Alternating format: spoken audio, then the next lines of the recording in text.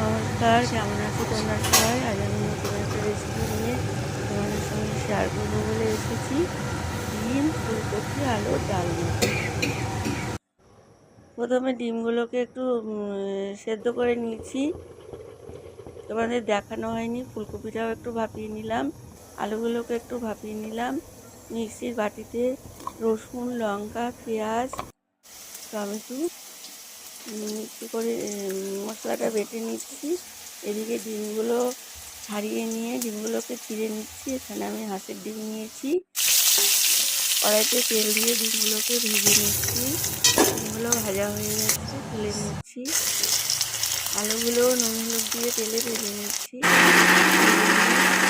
এদিকে মিক্সির বাটিতে মশলাটা তৈরি করে নিলাম। ফুলকপিগুলোকে একটু নুন হলুদ দিয়ে ভেজে নিলাম, তুলে নিচ্ছি। এবার ওই তেলে জিরে তেজপাতা ফোড়ন দিয়ে মশলাটা দিয়ে দিলাম। তার সঙ্গে নুন, হলুদ, জিরে গুঁড়ো, কাশ্মীরি লঙ্কা গুঁড়ো দিয়ে অল্প একটু জল দিয়ে এটাকে কষাচ্ছি। কষানো হয়ে গেছে, এবার আলু আর ফুলকপিটা দিয়ে দিচ্ছি।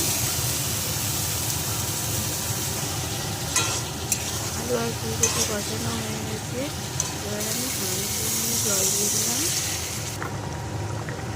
ঝোলটা ফুটে উঠেছে, এবার আমি ভেজে রাখা ডিমগুলো দিয়ে দিলাম। ভালো করে নেড়ে নিচ্ছি।